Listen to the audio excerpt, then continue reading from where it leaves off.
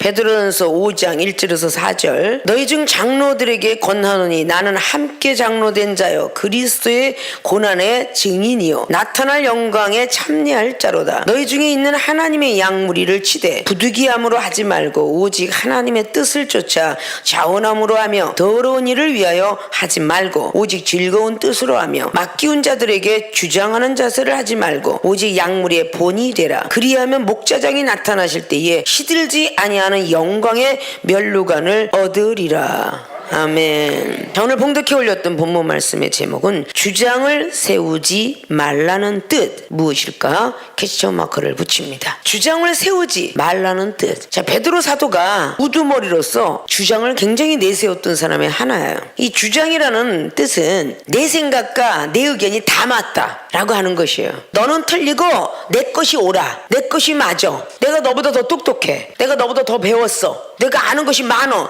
이 모든 것들이 다 자기가 우선으로 달리고자 하는 그 모든 뜻들이 주장이에요. 제일 잘한다고 생각하는 것이 주장입니다. 자, 그럼 스포츠계를 볼까요? 가장 잘하는 사람을 주장으로 세우죠. 못하는 사람 안 세우죠. 감독과 코치가 인정하에 주장으로 세웁니다. 그 주장은 감독과 코치의 말을 들어야 되는 위치에 있고 주장이라고 세운 그 주장의 말을 들어야 되는 것이 그 밑에 하부 조직에 있는 거예요. 축구의 11명 중에서 주장이라는 한 사람의 말을 10명은 듣게 돼 있는 거예요. 그렇게 잘 싸우는 사람 보고 주장이라 이렇게 말하죠. 근데 우리 기독교인들도 하나님 앞에 능력자로서 돼 있어야 주장을 할 수 있는 자격을 가질 수 있다. 5장의 1절을 보니까 너희 중 장로들에게 권하노니, 장로는 기름 부음이 2번을 받은 사람의 경우예요. 신약의 사도들 시대에도 감독이라 말을 했고 때때로는 제사장 역할도 감당하는 그런 역할을 갖고 있었어요.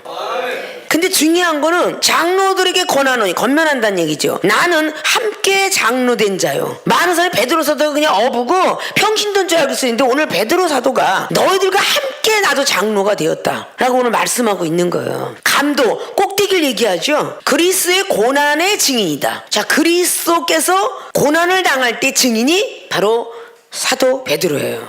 그 11제자 마지막에 마띠아라는 제자까지 생겨서 또 역시 12제자만이 우리 주님 앞에 증인인데 그 마띠아도 역시 예수님이 하늘로 승천하신 뒤에 한 제자가 끼었으니 11제자만이 예수님 앞에 증인이에요. 그분과 함께 생사고락을 함께 했어요. 먹고 마시고 잠을 자고 뭐 흠이 있든 점이 있든 예수님과 함께 동행을 했기 때문에 그분에 대한 사생활을 다 알아요. 근데 그 중에서도 더 사생활을 많이 하는 사람이 바로 사도 베드로입니다. 베드로, 야고보, 요한이가 예수님의 사생활을 많이 알지만 가장 많이 아는 사람이 베드로 사도예요. 부활하시고 난 뒤에도 11번이라는 것을 제자 앞에 나타나셨지만 7번이나 만나준 그런 정도로 비밀을 많이 알죠. 그랬던 베드로가 오늘 베드로전서를 기록하면서 나는 고난의 증인이다. 나타날 영광에 참여할 자로다. 앞으로 나타날 영광에 참여할 자로라고 말하면서 너희 중에 있는 하나님의 양무리를 치되 부득이함으로 하지 말고 오직 하나님의 뜻을 쫓아 자원함으로 하며 부득이 억지로 하지 말 것이며 스스로가 즐거워서 자원함으로 하라 그랬어요. 더러운 일을 위하여 하지도 말고 오직 즐거운 뜻으로 하라. 맡기운 자들에게 주장하는 자세를 하지 말라고. 맡기운 자라는 것은 맡겨진 사람이 있고 맡기운 자가 있잖아요. 맡기운 자는 내가 너에게 양들을 맡긴다 하나님께서 맡겼을 것이고 이 교회를 내가 너한테 맡긴다 그러고 하나님이 이종한테 맡겼을 것이고 나는 또 여러분에게 남성교회 회장으로 여성교회 회장으로 청년부 회장으로 학생부 회장으로 맡긴다 이렇게 맡기는 것이죠. 그럼 큰 교회들이 몇몇 명이 돼요. 그러면 그 몇몇 명의 성도를 다 목사님은 담임 목사님이나 위임 목사님의 당회장 목사님 기억할 수가 없어요. 맡기운 자 그 사람만이 구역을 맡겼으면 그 구역에 있는 구역장이 비록 평신도의 집사의 직분을 가졌지만 그 집사만이 그 구역에 1구역부터 20구역까지 있다면 1구역장이 1구역을 알고 20구역에 그 구역만 아는 거예요. 거기는 장들이 모여서 또 기간마다 있는데 당회를 이루는 모든 사람들이 몇몇 명이 되는 그런 교회에서 장로님들이 보통 100명도 되고 50명도 되고 그 모든 사람들이 제일 꼭대기에 당회를 이루게 되고 거기서 일을 하는 것이다. 아십니까? 오늘 사도 베드로가 맡기운 자들에게 주장하는 자세를 하지 말고, 베드로 사도가 왜 이랬을까요? 내가 주님을 지키겠나이다, 말고기를 저 새끼는 내가 아주 잘라버리되 이것까지 참아라, 내가 너보다 나아, 그런 주장하는 자세를 하지 말라는 뜻이죠. 주장을 세우지 말라는 거죠. 그럼 왜 그런가에 대해서 또 문제를 제시했으면 답이 있다라고 그랬죠. 자, 오늘 본론으로 들어갑니다. 주장을 세우지 말라는 뜻. 첫째, 영혼 구원의 성취를 위하여, 영혼 구원의 성취를 위하여 주장을 세우지 말라고 했다. 3절에 맡기운 자들에게 주장하는 자세를 하지 말고 오직 약물의 본이 되라. 영혼 구원의 성취를 위하여 가려면 이거로 약물의 본이 되어야 한다. 약물의 본이 되지 못하면 영혼 구원을 성취하지 못합니다. 우리는 영혼 구원에 포커스를 맞춰야 돼요. 병든 거 고쳐주는 것도 영혼 구원을 위해서 하는 거고, 재물을 주시는 것도 영혼 구원을 위해서고, 가정에 행복을 주는 것도 영혼 구원을 위해서예요. 찢어진 가정을 붙여주고 아픈 병을 고치, 이거 전부 영혼 구원을 위해서. 우리 주님이 오셨다고 하면서 그 병든 몸을 고친 사람이 내가 주님을 믿었으니까 병이 낫습니다, 그러면 내가 구원을 받고 또 나를 바라보고 있는 상대방이 구원을 또 받는 거예요. 그래서 영혼 구원의 목적이 이 지상에 있는 겁니다.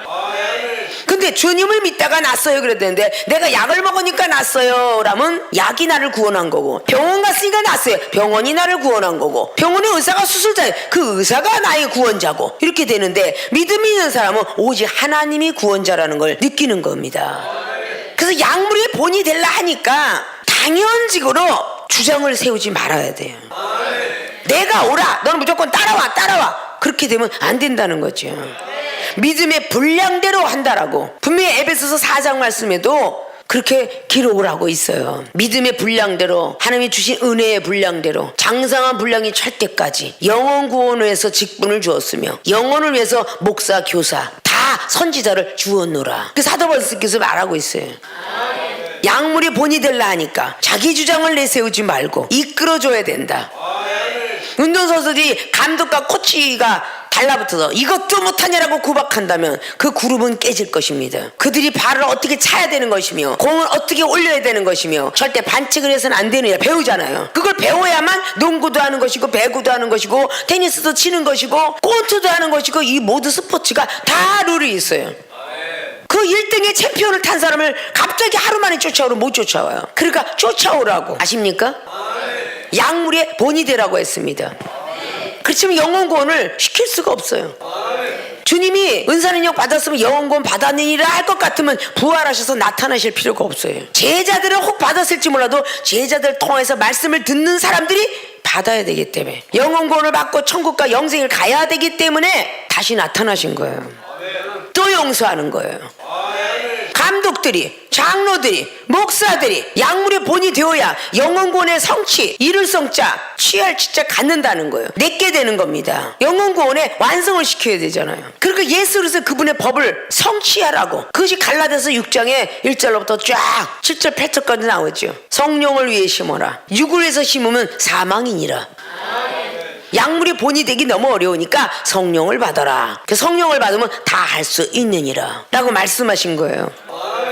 영혼 구원을 위해서 우리가 어떻게 행동을 해야 될 것인가. 전도사는 집사의 본이 돼야 되고, 전도사 앞에 준목은 본이 되고, 장로 권사들도 집사들 앞에서는 본이 돼야 되고, 목사 역시 마찬가지로 모든 성도들 앞에 본이 돼야 되는데, 성령으로 거듭나지 못하니까 본이 못 되고 거친 소리가 나가고 비판하고 판단하고, 주의 종들이 강대상에서 가리킬 때는 아름답게 가리키는 것 같은데 가정에 돌아가면 다시 욕도 하기 시작하고 사모님을 막 그냥 두드리기도 시작하고, 여자 목사들은 또 남편을 알길 개떡같이 알아갖고 집사가 감히 목사한테 덤벼들어 그래가면서 여자들이 남자 패는 시대가 되었고, 이것이 바로 요즘 시대의 신앙생활이에요. 있을 수 없다는 얘기죠. 아십니까?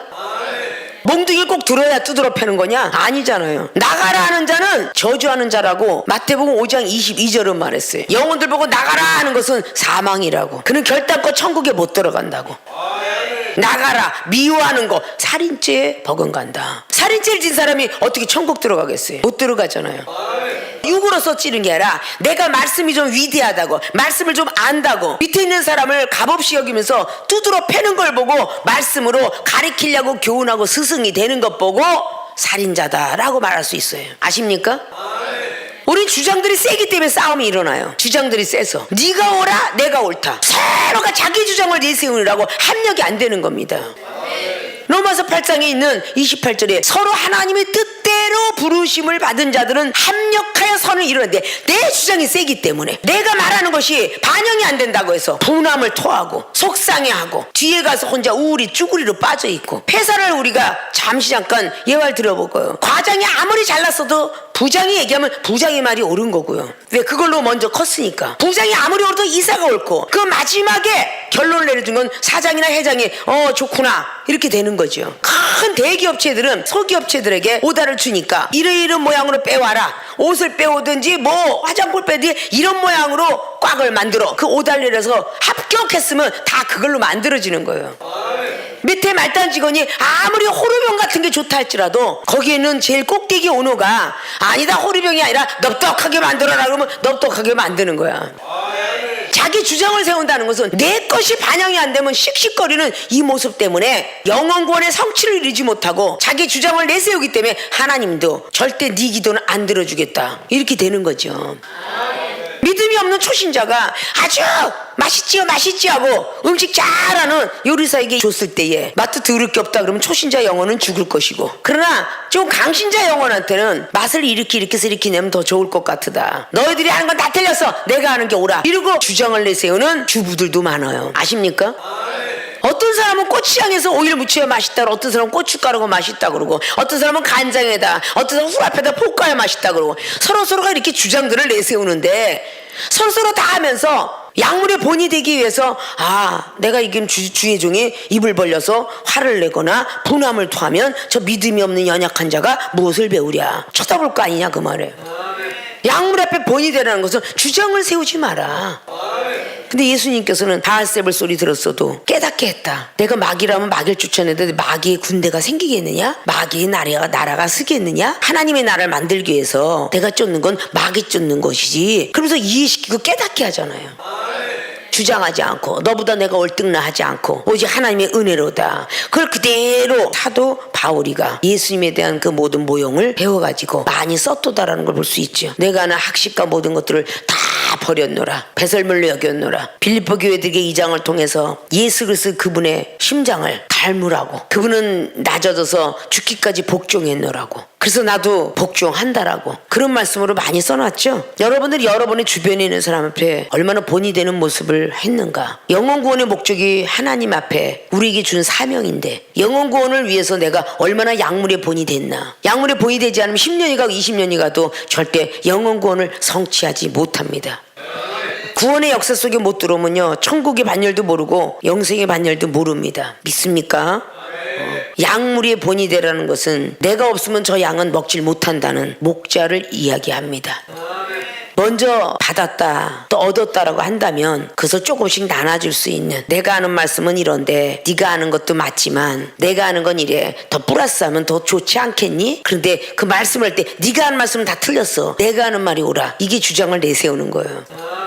이 중에 여러분한테 항상 그랬죠. 이렇게 예수님을 생각할 때 어떻게 생각하겠습니까 하고 하나부터 100명까지 물으면 답이 다 틀려요. 그러나 여러분이 생각하는 것도 맞지만 플러스, 이 중에 얘기하는 걸 더 플러스 시키면 얼마나 좋겠느냐, 이게 주장을 내세우지 않는 거예요.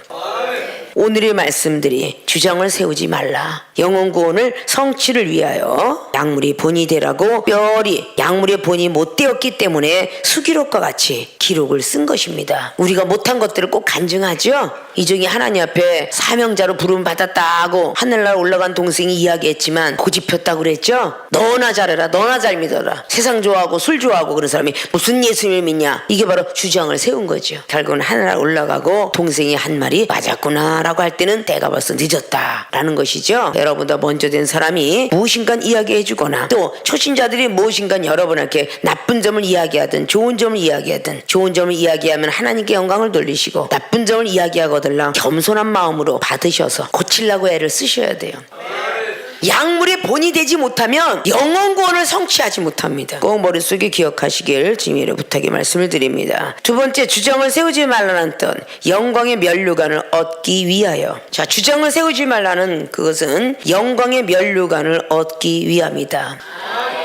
자, 약물의 본이 되라. 그리하면 목자장이 나타나실 때, 우린 전부 목자의 모습으로 갖고 있다가 목자장도 있잖아요. 우두머리. 자, 교회가 당회장이면 노예는 노회장이, 목사들의 우두머리가 노회장입니다. 자, 노회장들의 우두머리가 총회장이고요. 총회장의 우두머리가 바로 대표회장, 꼭대기 오너죠. 이렇게 다 있는 거예요.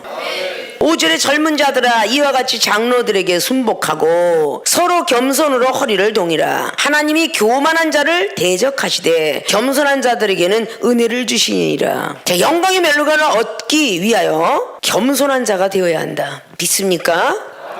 영혼군의 성취를 위해서 약물의 본이 되어야 함처럼 영광의 멸류관을 얻기 위해서는 겸손한 자가 되어야 한다. 겸손한 자는 은혜를 계속 받지만 교만한 자는 하나님이 대적을 하시니 하나님을 이길 자가 없죠. 그러므로 하나님의 능하신 손 아래서 겸손하라. 때가 되면 너희를 높이시리라. 겸손한 자가 되면, 때가 되면, 이 때는 뭐냐? 하나님의 때인데, 하나님이 인정할 때고, 하나님이 시험 테스트에서 합격할 때고, 가만히 있으면 하나님이 손 안에 있으니 하나님이 높이실 때까지 겸손하라. 그러면 영광의 멸류관을 얻으리라 말씀했습니다. 7절에 보면 너희 염려를 다 주께 맡겨버리라. 우리가 염려하는 거 다 주께 맡기는데 안 맡겨요. 저 인간이 과연 사람이 될까? 저 인간이 은사 능력 받을까? 말씀을 전할 수 있을까? 기도는 잘할 수 있을까? 예수님처럼 난 살 수 있을까?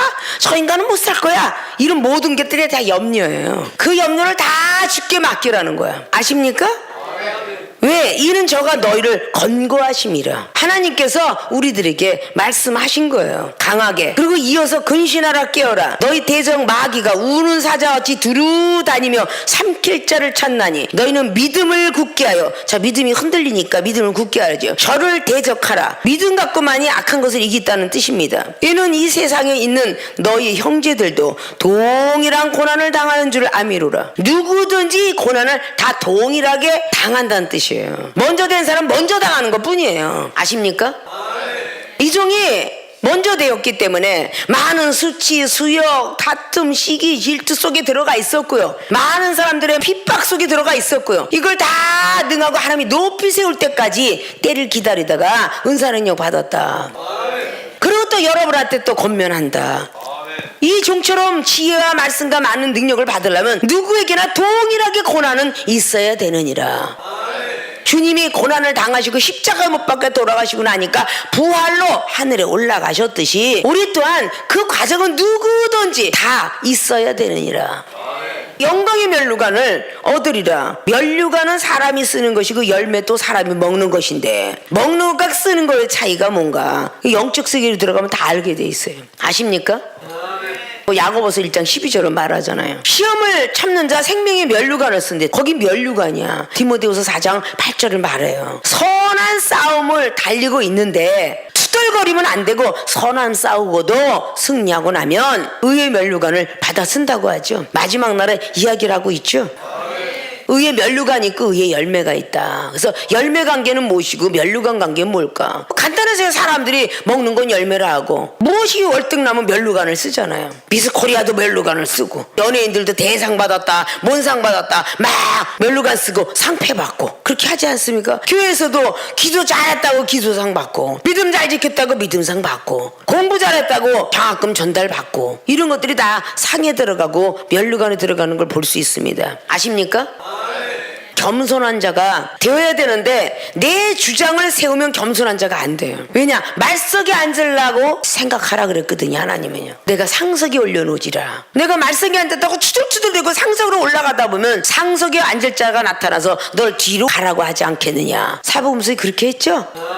사도 베드로도 나중에 주 60년이 넘어서 이걸 깨달은 거예요. 내가 때를 기다리지 못하고 씩씩거리고 혈과 육이 나와서 높은 자리에 올려줄 텐데 내가 시간이 경과했도다 그런 얘기죠. 하나님의 서열의 천국 열쇠를 받았던 사람이 베드로기 때문에 어쨌든 이 세상에 다른 제자들은 다 순교했다라고 기록은 남아있지만 어찌됐든 간에 베드로가 일대 교황으로 올라가 있어요. 새벽닭이 울어서 3번 부인을 했지만 그 통곡하면서 이스라엘에 가면 통곡교회라고 통곡했던 교회가 있고요. 교회마다 전부 페레침이 되는데 꼬꼬대에 가는 닭으로 상징적으로 페레침을 만들어놨어요. 전부 닭이 올라가 있어. 그러니까 그만큼 베드로 사도가 회개했다, 통곡했다는 것을 의미로 그 교회 위에다가 늘 해놨어요. 그럼 왜 그랬겠어요? 너희들은 그렇게 살지 말라고 후손에게 보여주기 위함이죠.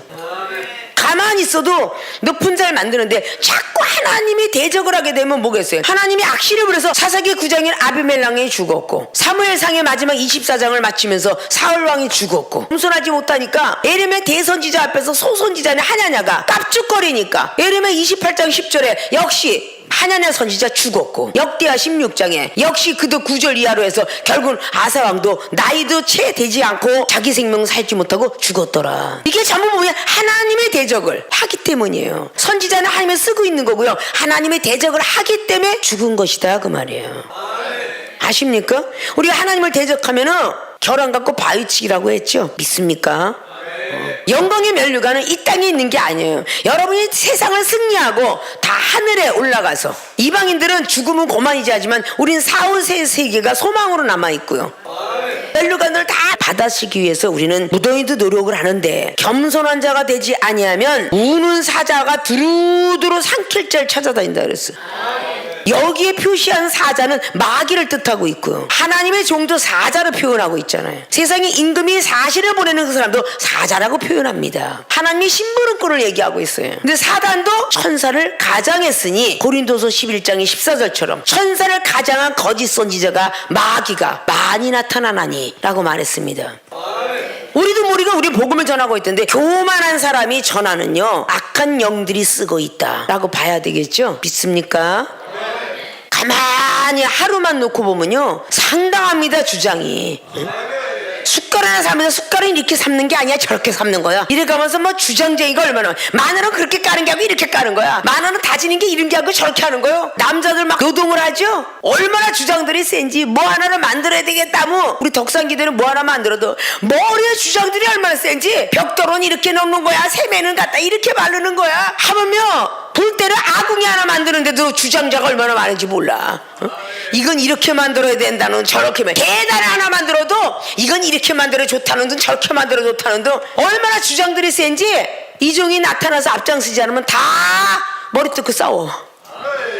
그러니까 기도원의 계단 하나도 전부 세면공구리 하나도 이종이 쫓아다니면서 해야 되고, 낯질하면서 나무를 베고 다녀도 또 역시 그렇게 앞장서서 다녀야 되고, 화분을 하나 놓든지 뭘 놓든지 이종이 앞장서서 가지 않으면요 아주 주장쟁이가 얼마나 많은지 몰라. 아멘. 서로 잘났대. 완벽한 기술자를 갖다 놓으면 자기들이 꼴찌할 텐데, 예초기는 이렇게 친다는 둥, 뭐 전기톱은 이렇게 잘라야 된다는 둥, 뭐 프레스는 이렇게 잘라야, 아주 고집과 아집들이 주장들이 굉장히 세. 근데 아무래도 노동쟁이 가면 목수쟁이 밑에 조수가 그 기술자 말을 안 들면요 녹봉을 못 받아. 그러니까 입을 딱 다물고 앉아있잖아. 아니 미쟁이 옆에 와서 야 흑성 갖고 와, 세멘트 개, 자 찔빵 메고 와, 이거에서 오직 예와 아멘 뿐이니까 그나마 하루에 5만원이고 10만원이고 버는 거요. 아십니까?